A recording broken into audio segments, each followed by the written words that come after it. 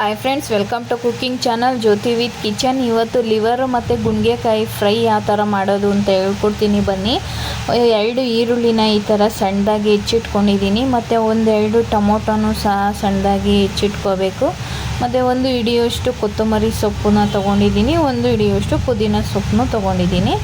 ಅದೆಲ್ಲ ಒಗ್ಗರಣೆಗೆ. ಇದು ಸ್ವಲ್ಪ ಖಾರ ರುಬ್ಕೊಳ್ಳೋಣ ಬನ್ನಿ. ಗ್ರೇವಿ ಟೈಪ್ ಮಾಡ್ಕೊತಾ ಇದ್ದೀನಿ ನಾನು ಚಪಾತಿಗೆ. ಅದಕ್ಕೆ 1-2 ಈರುಳ್ಳಿ, 1 ಟೊಮೊಟೊ, ಸ್ವಲ್ಪ ಕಾಯಿ, ಸ್ವಲ್ಪ ಕೊತ್ತಂಬರಿನ ಒಂದು ಚಿಕ್ಕ ಪ್ಯಾನಿಗೆ ಹಾಕ್ಕೊಂಡು ಅದನ್ನು ಸ್ವಲ್ಪ ಫ್ರೈ ಮಾಡ್ಕೊತೀನಿ. ಅದ್ರ ಜೊತೆಗೇ 4 ಚಕ್ಕೆ ತೊಗೊಂಡು 5 ಲವಂಗ, ಸ್ವಲ್ಪ ಸೋಂಪನ್ನು ಹಾಕಿ ಅದೇ ಪ್ಯಾನಲ್ಲಿ ಫ್ರೈ ಮಾಡ್ಕೋಬೇಕು. ಸ್ವಲ್ಪ ಎಣ್ಣೆ ಹಾಕಿ ಫ್ರೈ ಮಾಡ್ಕೊಳ್ಳಿ, ಚೆನ್ನಾಗಿರುತ್ತೆ.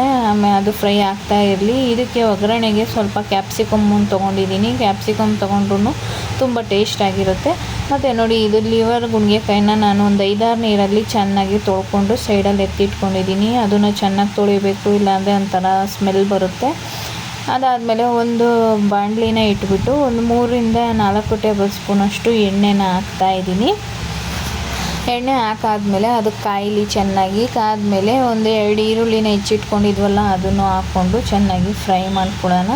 ಇದು ಸ್ವಲ್ಪ ಫ್ರೈ ಆಗಲಿ. ಇಷ್ಟು ಫ್ರೈ ಆದರೆ ಸಾಕು. ಕ್ಯಾಪ್ಸಿಕಮ್ನು ಸೇರಿಸ್ಕೊತಾ ಇದ್ದೀನಿ, ಅದಕ್ಕೇ ಅದನ್ನು ಹಾಕಿ ಚೆನ್ನಾಗಿ ಫ್ರೈ ಮಾಡ್ಕೊಳ್ಳೋಣ. ಅದು ಫ್ರೈ ಆಗ್ತಾ ಇರಲಿ. ಇದನ್ನು ನೋಡಿ, ನಾನು ಫ್ರೈ ಮಾಡಿ ತಣ್ಣಗಾಕಿಟ್ಟು ಮಸಾಲೆನ ರುಬ್ಕೊಂಡಿದ್ದೀನಿ.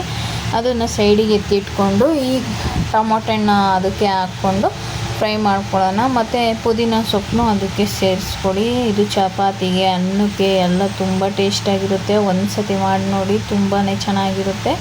ಅದಕ್ಕೆ ರುಚಿಗೆ ಎಷ್ಟು ಬೇಕೋ ಅಷ್ಟು ಉಪ್ಪನ್ನು ಸೇರಿಸ್ಕೊತಾ ಇದ್ದೀನಿ. ಮತ್ತು ಸ್ವಲ್ಪ ಅರಿಶಿನ ಸೇರಿಸ್ಕೊತಾ ಇದ್ದೀನಿ. 1 ಟೀ ಸ್ಪೂನಷ್ಟೇ ಸೇರಿಸ್ಕೊಳ್ಳಿ, ಅಂದರೆ ಅದು ಸ್ವಲ್ಪ ಹೊಲಸು ವಾಸನೆ ಇರುತ್ತೆ. ಅರಿಶಿನ ಜಾಸ್ತಿ ಹಾಕಿದ್ರೆ ಅಷ್ಟು ಸ್ಮೆಲ್ ಬರಲ್ಲ, ಚೆನ್ನಾಗಿರುತ್ತೆ ತಿನ್ನೋಕ್ಕೆ. ನಾನಿವಾಗ ಈ ಸ್ಟೇಜಲ್ಲಿ ಲಿವರು ಮತ್ತು ಗುಂಡಿಗೆಕಾಯಿನ ಸೇರಿಸ್ಕೊಂಡು ನಿಧಾನಕ್ಕೆ ಮಿಕ್ಸ್ ಮಾಡ್ಕೋಬೇಕು, ಇಲ್ಲಾಂದರೆ ಅದೆಲ್ಲ ಕಲಸೋಗುತ್ತೆ.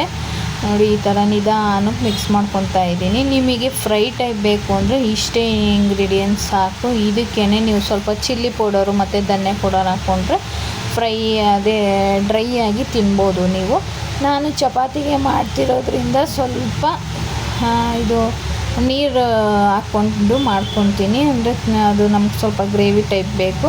ಇದಕ್ಕೇ 1 ಟೇಬಲ್ ಸ್ಪೂನಷ್ಟು ಗರಂ ಮಸಾಲ, 2 ಟೇಬಲ್ ಸ್ಪೂನಷ್ಟು ಶುಂಠಿ ಬೆಳ್ಳುಳ್ಳಿ ಪೇಸ್ಟ್ನೂ ಸಹ ಸೇರಿಸ್ಕೊತಾ ಇದ್ದೀನಿ. ಅದನ್ನು ಹಸಿ ವಾಸನೆ ಹೋಗೋ ತನಕ ಚೆನ್ನಾಗಿ ಫ್ರೈ ಮಾಡ್ಕೊಳ್ಳಿ. ಅದೆಲ್ಲ ಫ್ರೈ ಮಾಡ್ಕೊಂಡಾದಮೇಲೆ ನಾವು ಮಸಾಲೆನ ರುಬ್ಬಿಟ್ಕೊಂಡಿದ್ವಲ್ಲ ಅದನ್ನು ಹಾಕ್ಕೊತಾ ಇದ್ದೀನಿ. ನಿಮಗೆ ಇದು ಗ್ರೇವಿ ಟೈಪ್ ಬೇಡ, ಡ್ರೈ ಫ್ರೈ ಆಗಿ ಬೇಕು ಅಂದರೆ ಕಮೆಂಟ್ ಮಾಡಿ, ನಾನು ಅದನ್ನು ರೆಸಿಪಿನೂ ಅಪ್ಲೋಡ್ ಮಾಡ್ತೀನಿ. ನೋಡಿ, ಇದು ತುಂಬ ಚೆನ್ನಾಗಿ ಫ್ರೈ ಮಾಡ್ಕೋಬೇಕು. ಆದಮೇಲೆ ನಿಮ್ಗೆ ಎಷ್ಟು ಬೇಕೋ ಅಷ್ಟು ನೀರನ್ನು ಸೇರಿಸ್ಕೊಳ್ಳಿ. ನಾವು ಸ್ವಲ್ಪ ಚಪಾತಿ ಮತ್ತು ಅನ್ನಕ್ಕೂ ಬೇಕಿರೋ ಥರ ಗ್ರೇವಿನ ಮಾಡ್ಕೊತಾ ಇದ್ದೀನಿ, ಅದಕ್ಕೆ ಸ್ವಲ್ಪ ಜಾಸ್ತಿ ನೀರು ಹಾಕಿದ್ದೀನಿ. ಒಂದು ಸತಿ ಮಾಡ್ಕೊಂಡು ತಿನ್ನು ನೋಡಿ ಫ್ರೆಂಡ್ಸ್, ತುಂಬಾ ಟೇಸ್ಟಾಗಿರುತ್ತೆ. ಪದೇ ಹೇಳ್ತಾ ಇದ್ದೀನಿ, ತುಂಬ ಚೆನ್ನಾಗಿರುತ್ತೆ. ನನ್ನ ಈ ವಿಡಿಯೋ ನಿಮಗೆ ಇಷ್ಟ ಆದರೆ ಪ್ಲೀಸ್ ನನ್ನ ಚಾನಲ್ನ ಸಬ್ಸ್ಕ್ರೈಬ್ ಮಾಡಿಕೊಡಿ. ನಿಮ್ಮ ಫ್ಯಾಮಿಲಿ ಫ್ರೆಂಡ್ಸಿಗೆ ಶೇರ್ ಮಾಡಿ, ಲೈಕ್ ಮಾಡಿ, ಕಮೆಂಟ್ ಮಾಡಿ. Thanks to all.